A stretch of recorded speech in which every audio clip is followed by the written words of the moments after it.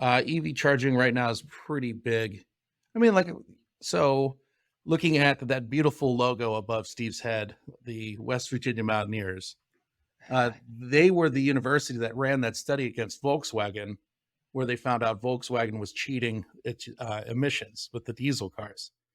That's how this all started because Volkswagen was ordered to pay a tremendous amount of money.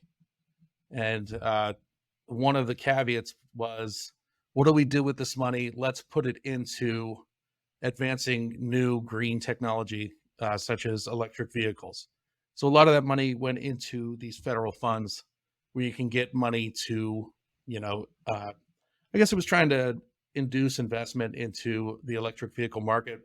So we have a lot of clients and we work with a lot of people that are trying to take advantage of this money by getting these deals that subsidize putting a ton of electric vehicle chargers in the ground to make it easier to make a nationwide corridor. So if you buy a Tesla, let's say you have 300 miles of range, and if you live up here in the north where it gets cold all winter, that might get cut in half.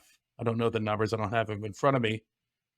But if we take this investment from Volkswagen of this emission scandal and the additional investment, like I said earlier, the $900 million, well, now we can have a stop EV charging station every, let's say, 25 to 50 miles across the country.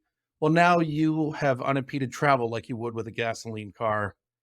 And, we can get into the weeds about electric vehicles and, well, the electricity comes from coal. It's like, well, actually, our client that we're currently, well, no, I don't want to give that away. Maybe I shouldn't, but is a lot of money coming from traditional energy markets into this market because I think they even see the forest through the trees. They know the future's coming, and they're trying to diversify their investments. For example, Electrify America, they are owned by Volkswagen. So even Volkswagen, who created this problem, is getting in on the back end.